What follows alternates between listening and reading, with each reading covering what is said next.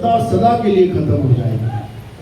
वो क्या ज्ञान देने आते हैं, बस हमने इतना समझना है। क्योंकि आज कबीर साहब के नाम पे ही नाना प्रकार के गुरु इस भ्रम को फैला देते हैं कि कबीर साहब यह मंत्र जपवाने आए थे, कबीर साहब 52 अक्षर के मंत्रों का जाप करवाने के लिए आए थे। बिल्कुल गलत। कबीर साहब इस दुनिया में कोई मंत्र लेके आए ही नहीं। कबीर साहब इस दुनिया में केवल और केवल तत्व ज्ञान लेके आए हैं। कबीर साहब ने हर प्रकार के मंत्र का खंडन किया है। कबीर साहब ने 52 अक्षरों के द्वारा पैदा होने वाले सारे नाम, सारे जाप, सबका खंडन किया है। क्योंकि ये सारे नाम जुबान यानी जीभ से उच्चारित किए जाते हैं, जीभ से उत्पन्न होते हैं। अगर केवल जीभ काट दी जाए तो सारी दुनिया के नाम, सारे भगवानों के नाम, तेरे मेरे नाम, 52 अक्षरों से सारे बोले जाने वाले नाम अपने आप खत्म हो जाते हैं। तो 52 अक्षरों की उत्पत्ति क्या है? जीव। इसलिए साहिब ने कहा 52 अक्षर जीव आधारा, बिना आधार के अक्षर नहीं निकल पाएंगे। जीव कट गई तो समझ लो सारे अक्षर खत्म। तो कह रहे 52 अक्षर जीव आधारा और आदि अक्षर जीव्या से न्यारा।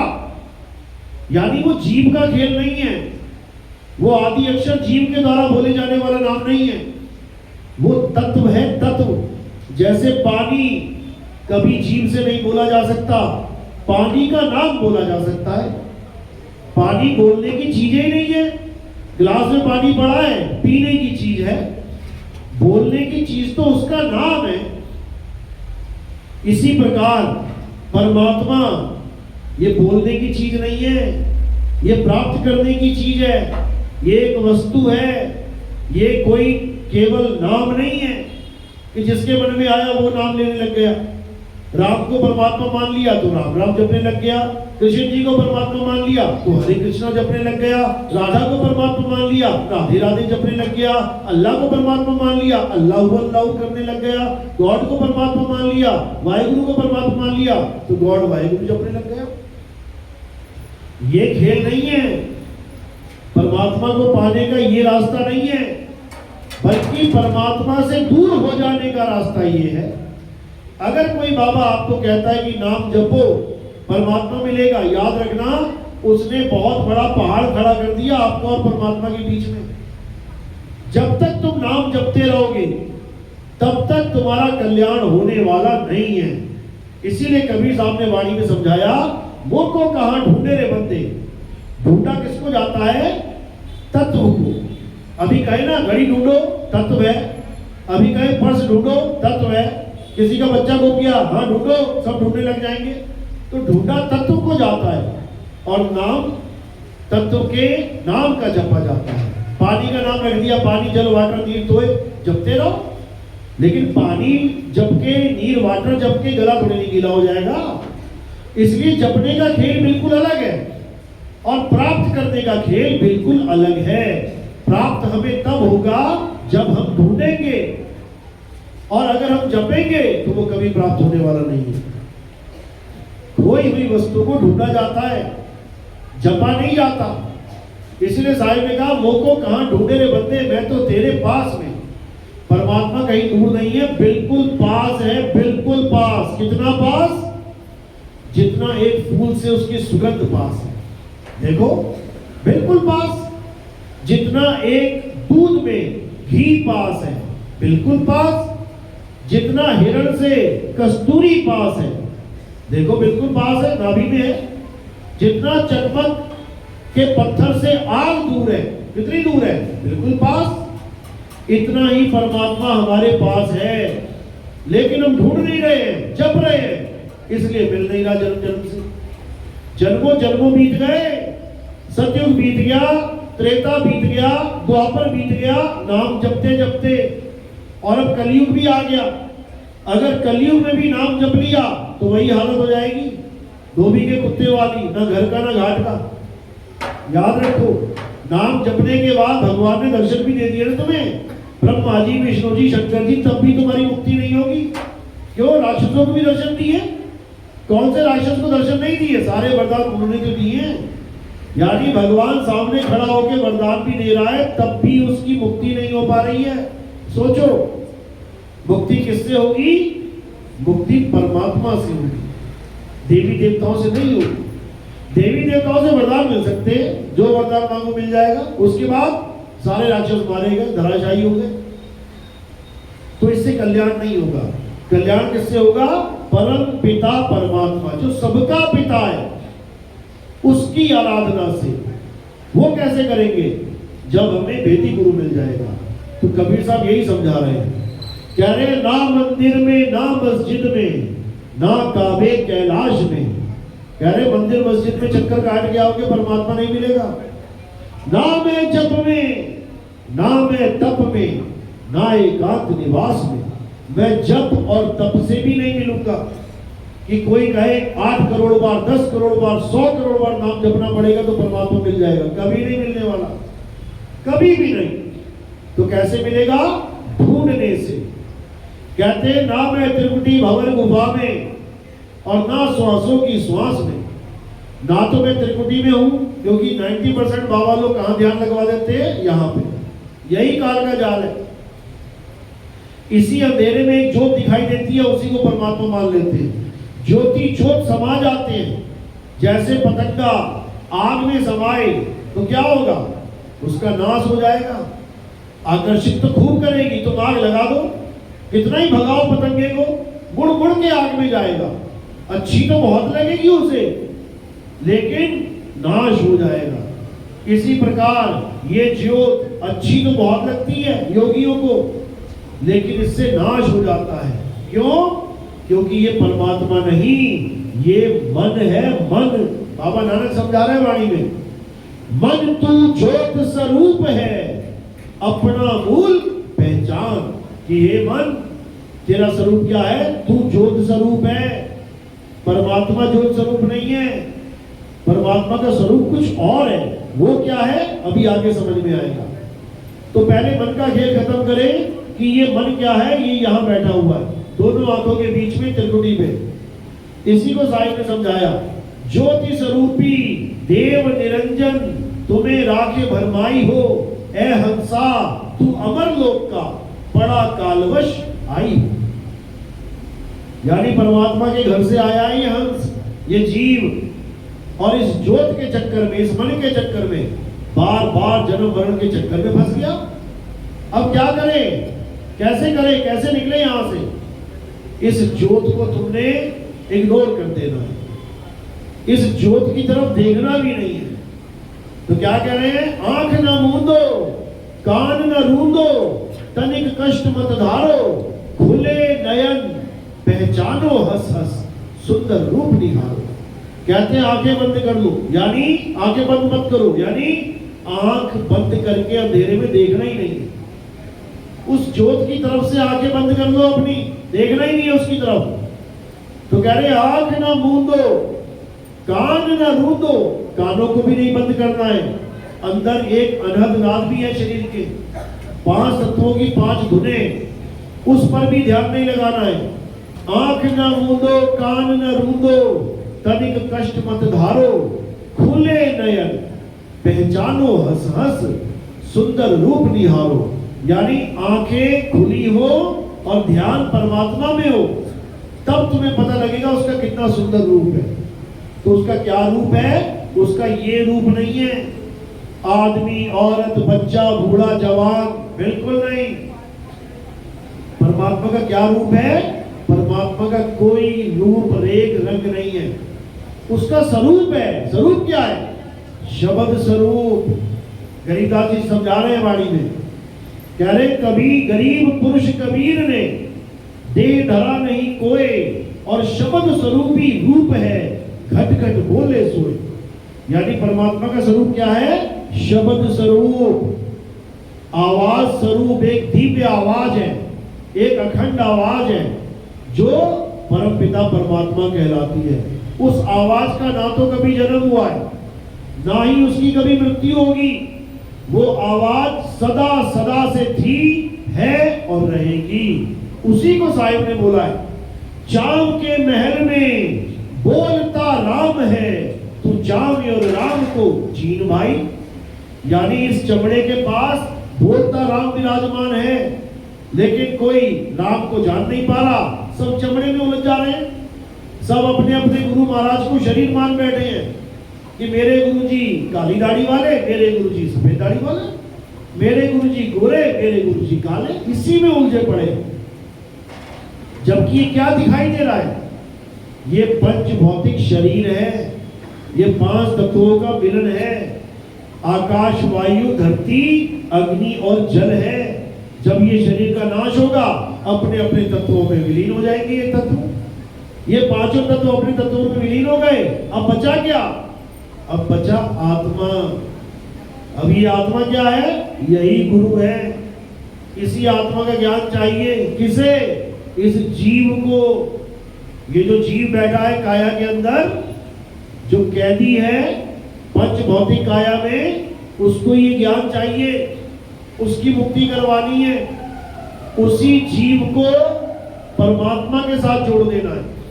तो कबीर साहब समझा रहे हैं, बहुबंधन में बांधिया एक बेचारा जीव, यानी बहुत से बंधनों में बांध के इस मन ने इसको बंदी बना दिया है। बंदी, ये जीव एक बंदी है।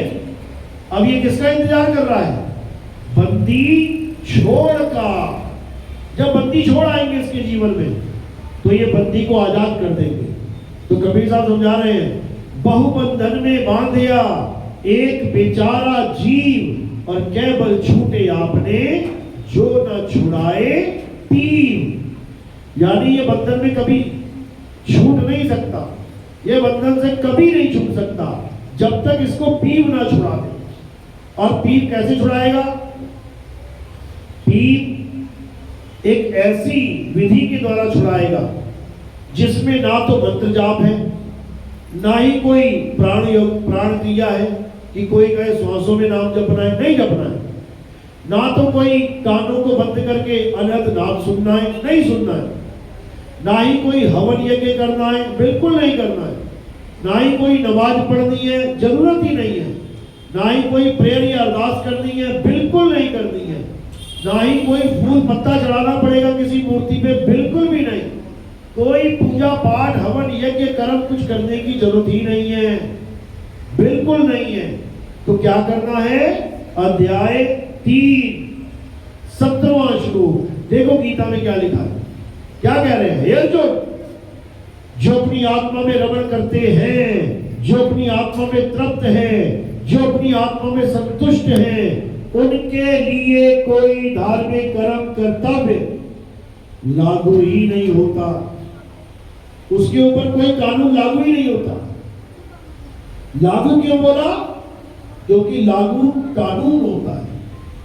एक पूजा पाठ की विधि होती है जो सबको करनी होती है। आप देखोगे कितनी पूजा होती है, विशेष से विशेष पूजा। हर पूजा का एक विधि विधान बना रखा है। ऐसे ये करना है, ऐसे वो करना है, बेलपत्री चढ़ाना है, या कब धतूरा चढ़ाना है, या कब दूध का अभिषेक करना है। हर चीज प्री प्लान्ड है, पहले से बता रखी है। पंडित जी तो केवल उसके अनुसार कार्य करते हैं। वो सारा विधि विधान उनको शास्त्रों में बता रखा है। लेकिन ये सब करना किसके लिए जरूरी है? जो ज्ञान के स्तर में जो लो लेवल के लोग हैं। लो लेवल क्यों बोला? क्योंकि इस पढ़ाई में भी 2 लेवल है। आप कोई गेम खेलते हैं, उसमें भी लेवल चलता है। First level complete, second level complete. आप पढ़ाई भी करते हैं स्कूल में, उसमें भी लेवल चलता है, स्टैंडर्ड चलता है। ये फर्स्ट स्टैंडर्ड का बच्चा है, ये सेकंड का, ये थर्ड का। इसी प्रकार भगवान के परमात्मा के ज्ञान में भी लेवल चलता है। तो जो लो लेवल का ज्ञान होता है वो मंत्र जंत्र तंत्र पूजा पाठ हवन यज्ञ ये जितने ये सब का ज्ञान होता है। ये लो लेवल ज्ञान है, बच्चों का ज्ञान है। और जो हाई लेवल ज्ञान होता है वो क्या होता है? उसे आत्म ज्ञान कहते हैं। आत्म ज्ञान जिसके लिए गीता में समझाया गया है, जो अपनी आत्मा में रमण करते हैं, जो अपनी आत्मा में तृप्त हैं, जो अपनी आत्मा में संतुष्ट हैं, उनके लिए कोई धार्मिक कर्म कर्तव्य लागू ही नहीं होता। उनके लिए कोई कानून लागू ही नहीं है कि क्या करना है क्या नहीं करना है, कुछ भी नहीं करना, सब छोड़ दो। तो करें क्या? उसी में लिख रखा है, जो अपनी आत्मा में रमण करते हैं। अब आत्मा में रमण करने के लिए कहां जाना पड़ेगा? वृंदावन जाना पड़ेगा। अपनी आत्मा में रमण करने के लिए क्या काशी जाना पड़ेगा या केदारनाथ जाना पड़ेगा या द्वारिका जाऊं या कैलाश पर्वत पे जाऊं? मेरी आत्मा है कहां?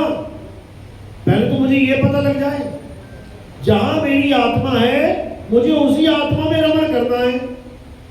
इतनी सी बात समझ में नहीं आ रही और पता नहीं ये इंसान कहां कहां भागता चला जा रहा है। बड़े बड़े तीर्थ यात्राओं में जा रहा है। क्या हो रहा है?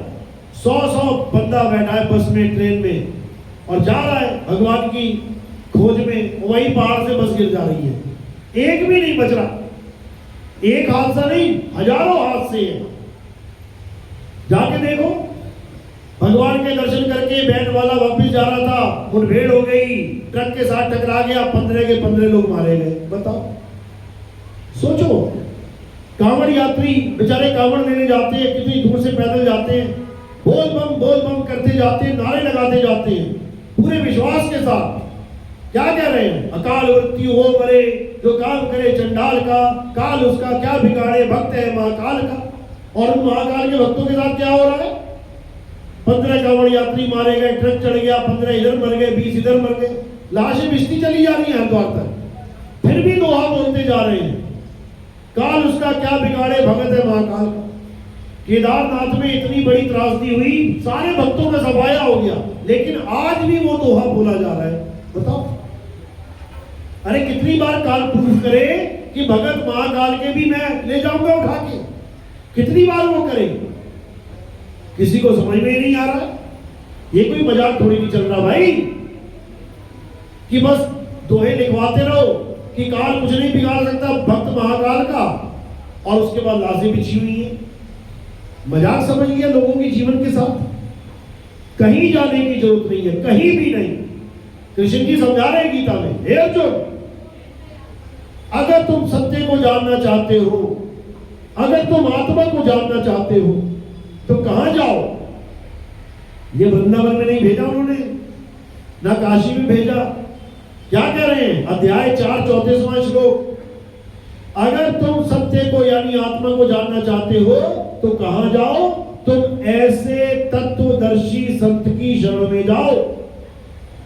किसकी शरण में? तत्वदर्शी संत। अब ये तत्वदर्शी क्या होता है? या मंत्र जपवाने वाले तत्वदर्शी बने बैठे, या हवन कराने वाले तत्वदर्शी बने बैठे, यहां पर गंगा में स्नान करवाने वाले तत्वदर्शी बने बैठे। आखिर तत्वदर्शी का मतलब क्या होता है, ये जान जाओगे तो अपने आप समझ में आ जाएगा। जैसे सूक्ष्मदर्शी, इसका मतलब क्या होता है? माइक्रोस्कोप, यानी छोटे से छोटे कणों को जो इन आंखों से नहीं दिखाई दे रहे, सूक्ष्मदर्शी उसको दिखा देगा बड़ा करके। दूरदर्शी, दूरदर्शी यानी दूर से जो इन आंखों से नहीं दिखाई दे सकता, उस चीज का भी दर्शन करवा दे, उसे दूरदर्शी कहते हैं। इसीलिए हमारा टीवी चैनल, पहला टीवी चैनल क्या था हमारे देश का? दूरदर्शन। अब तो कोई देखता भी नहीं। दूरदर्शन का मतलब है दूर की चीज का दर्शन करवा दे। कैमरा कहीं चल रहा है, कितने हजारों किलोमीटर दूर, लेकिन फोटो टीवी में आ रही है। इसका मतलब ये दूरदर्शन है। इसी प्रकार सूक्ष्मदर्शी, दूरदर्शी, तत्वदर्शी। तत्वदर्शी का मतलब है जो हमें तत्व का दर्शन करवा दे। कौन से तत्व का? कितने प्रकार के तत्व होते हैं? अध्याय 2 16वां श्लोक, हे अर्जुन, इस दुनिया में 2 प्रकार के तत्व हैं, एक असत्य और एक सत्य। अब असत्य क्या है? हे अर्जुन, जो इन आंखों से दिखाई देता है वो सब असत्य है, वो सब माया है। तुम्हें जो कुछ भी दिख रहा है इन आंखों से, खुली आंखों से, बंद आंखों से भी, आंख बंद करो जो दिखाई दे गई, आंख बंद करो सपने दिखाई दे गए, आंख बंद करो नाना प्रकार के चेहरे दिखाई देंगे। सब झूठ है, A to Z। बाहर ब्रह्मांड में भी और अंदर पिंड में भी, चाहे सतलोक दिख जाए, अलग लोक दिख जाए, अगम लोक दिख जाए, अकेले लोक दिख जाए, अनामी लोक तक दिख जाए, वो भी झूठ है। समझ लो क्यों? क्योंकि जो पिंडे सो ब्रह्मंडे। अगर ब्रह्मांड में सब झूठ दिख रहा है तो पिंड में भी झूठ ही है, क्योंकि दोनों एक से है। तो करना क्या है? अब ना पिंड में ना ब्रह्मांड में कहीं नहीं देखना है। दिखने वाली चीज को तो मानना ही नहीं है। तो क्या करना है? तत्वदर्शी संत की शरण में जाके दोनों प्रकार के तत्वों का ज्ञान प्राप्त करना है। एक दिखने वाले तत्व, इसको त्याग देना है। 5 तत्व त्याग दो। त्यागने का मतलब नहीं है घर बार छोड़ के भाग जाओ, दुनिया छोड़ दो। त्यागने का मतलब है जैसे कमल ने कीचड़ को त्याग दिया है। कमल रहता कीचड़ में है, लेकिन कीचड़ में नहीं रहता। कीचड़ में कौन रहता है? कमल नाल। इसी प्रकार आपने रहना तो संसार में ही है, लेकिन संसार में भी नहीं रहना है, संसार से अलग रहना है। अब संसार से अलग कैसे रहेंगे? यही एक तत्वदर्शी संत समझाता है। तो तत्वदर्शी का मतलब है जो झूठे तत्व और सच्चे तत्व दोनों का भेद बता दे, झूठे को छुड़ा दे और सच्चे को लखा दे, तब समझ लो कि अब आपका जीवन सफल हो जाएगा। इसी को कबीर साहब ने समझाया। मदन साहब की वाणी है, क्या कहते हैं? सोई गुरु पूरा कहावे, जो 2 अक्षर का भेद बतावे, एक छुड़ावे एक लखावे, तब प्राणी निज घर को जावे।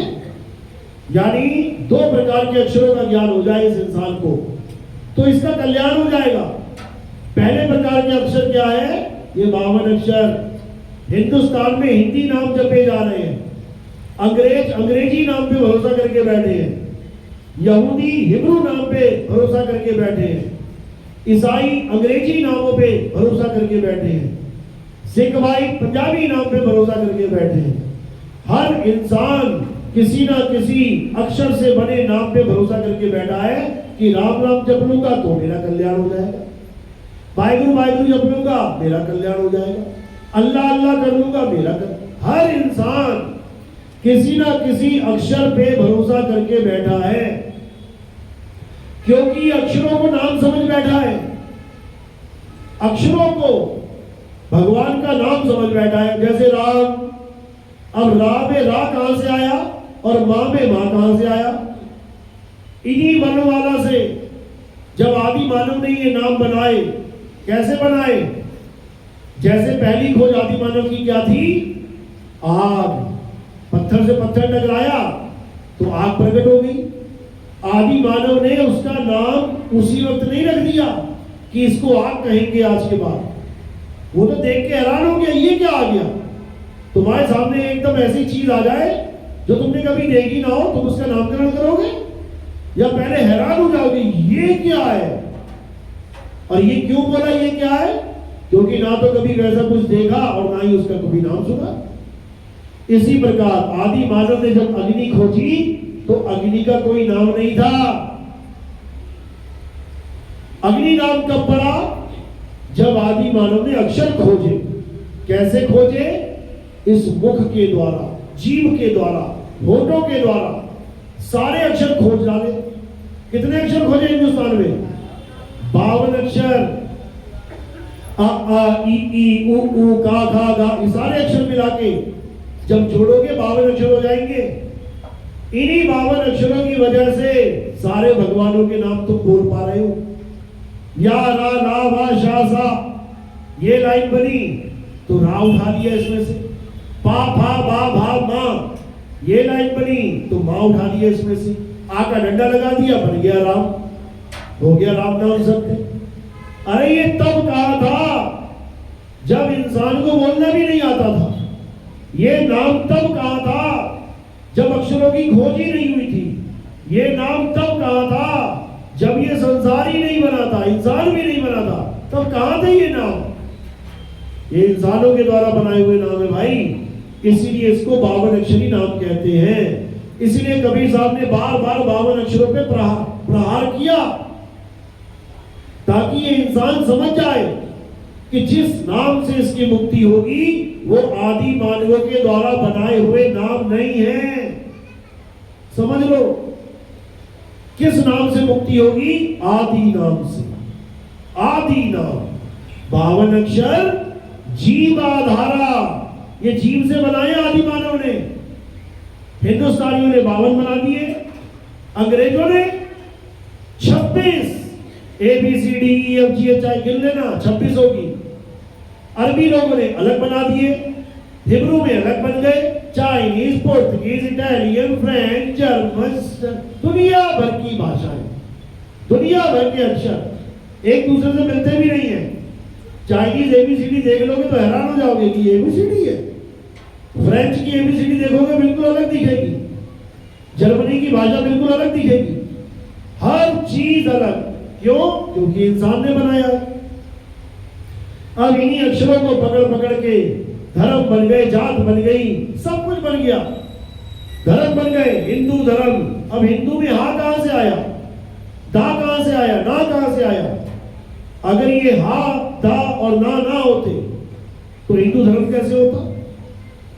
अगर मां ना होता तो मुसलमान कैसे बोलते? अगर ई ना होता तो ईसाई कैसे हो जाते? यानी ये सारे नाम बाद में जोड़े तोड़े गए हैं, पहले अक्षर आए हैं, 52 अक्षर। इसीलिए कबीर साहब ने वाणी में समझाया, गुरु ग्रंथ साहब अंग नंबर 343 कह रहे 52 अक्षर जोड़े आन। ये इंसान क्या कर रहा है? धर्म के नाम पे, भगवान के नाम पे 52 अक्षर जोड़ जोड़ के बैठ गया। 52 अक्षरों को जोड़ जोड़ के सबने अपनी अपनी दुकानें सेट कर ली। ये वाले कौन है? ये राम जी वाले हैं, ये भोले शंकर वाले हैं, ये शनिदेव वाले हैं, ये हनुमान जी वाले हैं, ये माता के भगत हैं। इन 52 अक्षरों की वजह से एक ही धर्म में एक नहीं हो पा रहे हैं। कोई कह रहा है शिव जी सबसे बड़े हैं, ये बाकी तो ऐसे ही है चलते फिरते। कोई कह रहा विष्णु जी सबसे बड़े हैं, बाकी सब ऐसे ही हैं। कोई कह रहा दुर्गा जी सबसे बड़ी हैं, ये तीनों तो ऐसे ही हैं, बच्चे हैं उनके।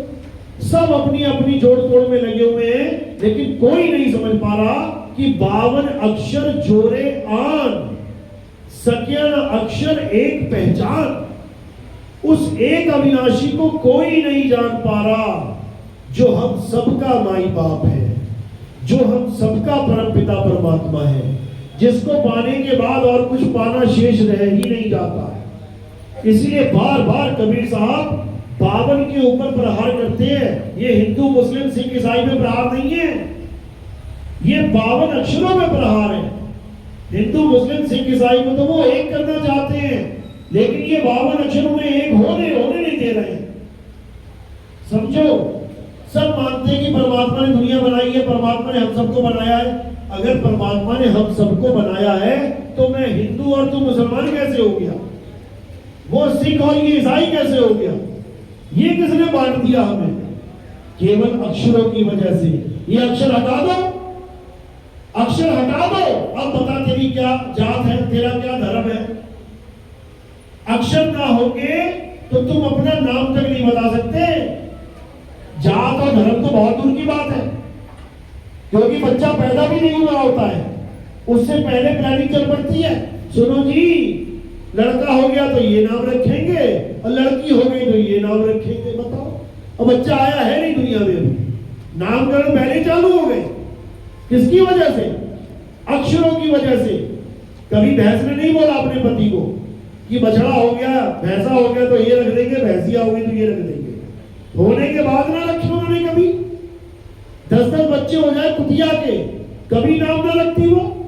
20-20 बच्चे हो जाए सूरी के, कभी नाम नहीं रखती, क्योंकि उनके पास अक्षर है ही नहीं तो वो भी ऐसे बुला रही होती, ओ सूरज हो धीरज इधर आ जा, ओ कमला हो विमला इधर आ जा। उनको जरूरत ही नहीं है नामों की। नामों की जरूरत किसको पड़ी हुई है? इंसान को।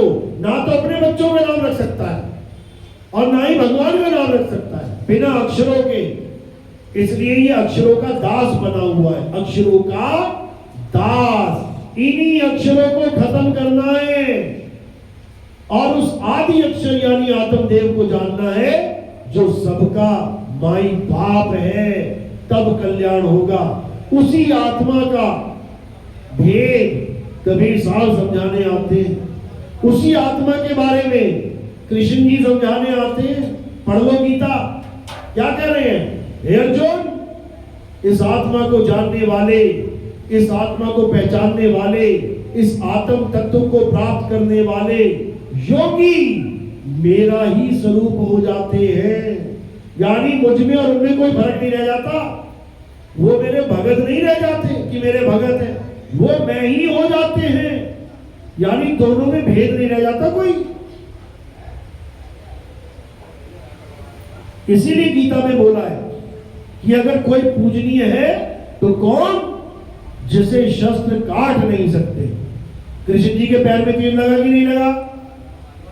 कृष्ण जी के पैर में तीर लग गया, लेकिन आत्मा के तीर लगा के दिखाए कोई? क्या आत्मा के भी तीर लग जाएगा? नहीं लग सकता। कौन बोल रहा है?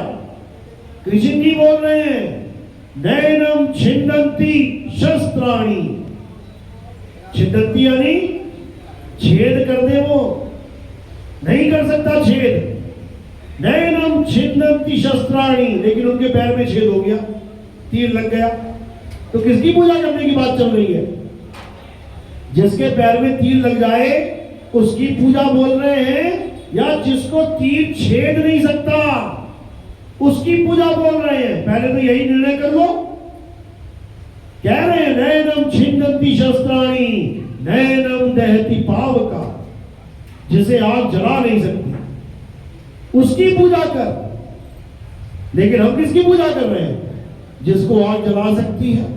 शरीरों की, राम जी का शरीर, हनुमान जी का शरीर, कृष्ण जी का शरीर, शंकर जी का शरीर, माता दुर्गा का शरीर, सबके शरीरों की पूजा कर डाली हमने।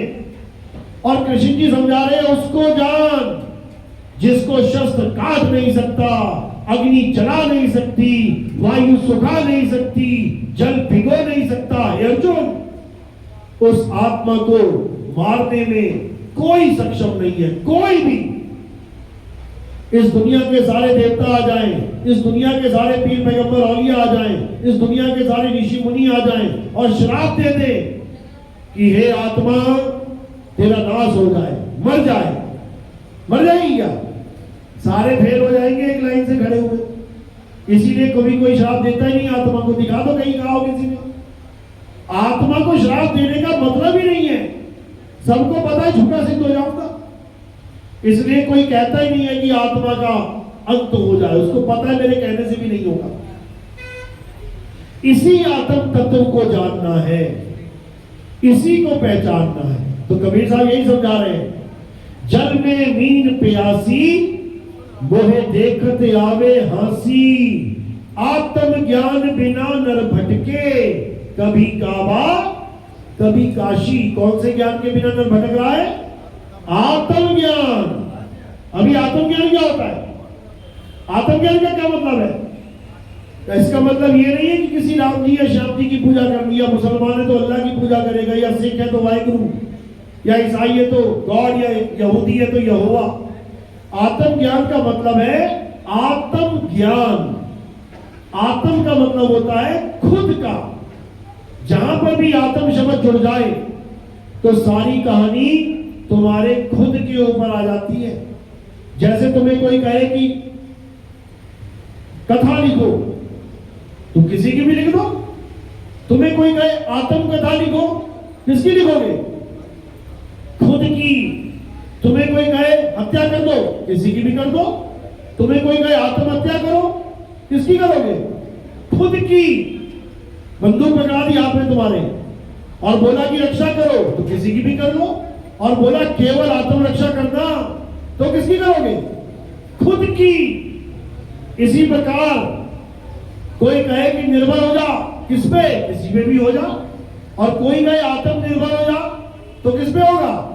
खुद पे।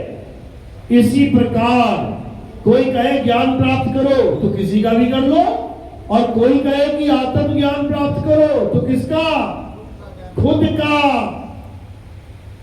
यानी तुम क्या हो ये पता लगेगा तुम्हें, वो क्या है ये नहीं जानना है। इसीलिए आत्मज्ञान की महिमा गाई गई है। आत्मज्ञान बिना नर भटके, कभी काबा कभी काशी, जल में नींद प्यासी, मोहे देखत आवे हांसी। तो इसी आत्मज्ञान को समझने के लिए हमारे YouTube चैनल कैद कबीर सुनो भाई साधु नितिन दास, या फिर वैसे ही सर्च कर लोगे नितिन दास के सत्संग, तो तुम्हें वो आत्मज्ञान समझ में आने लग जाएगा जिसकी महिमा तो अब तुम्हें बार बार सुनने को मिलेगी हर जगह। पत्थर पूजने वाला, नदियों को भगवान बताने वाला, पत्थरों को पहाड़ों को भगवान बताने वाला, पीपल तुलसी को भगवान बताने वाला, ये सारे अब तुम्हें आत्मा आत्मा करते दिखाई देंगे थोड़े दिनों में। हर जगह तुम्हें आत्मा आत्मा आत्मा ही सुनाई देने वाला है, क्योंकि 600 साल पहले कबीर साहब ने भविष्यवाणी करी थी। क्या थी वो? कबीर आत्मज्ञान का परा नगर में शोर, और पूछो कैसी आत्मा तो देते दांत निपोड़। ये भविष्यवाणी है। भविष्यवाणी क्यों है? क्योंकि अभी तक ऐसा समय आया ही नहीं कि सब आत्मा आत्मा आत्मा करें। अभी तक कैसा समय आ चुका था?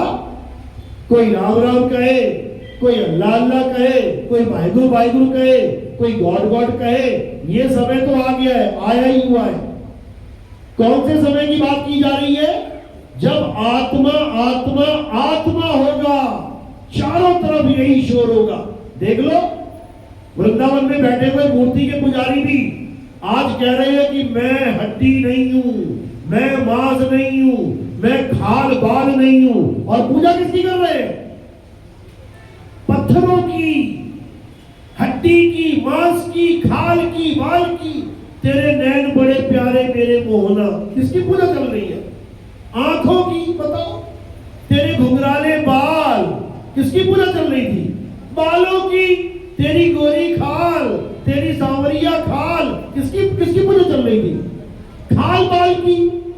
आज वही लोग आत्मा आत्मा करते नहीं थक रहे हैं, क्योंकि नितिन दास के सत्संग अच्छे से सुन लिए बाबा जी ने। अब थोड़े दिनों में उसी बाबा की कॉपी करने वाले लाखों बाबा आ जाएंगे।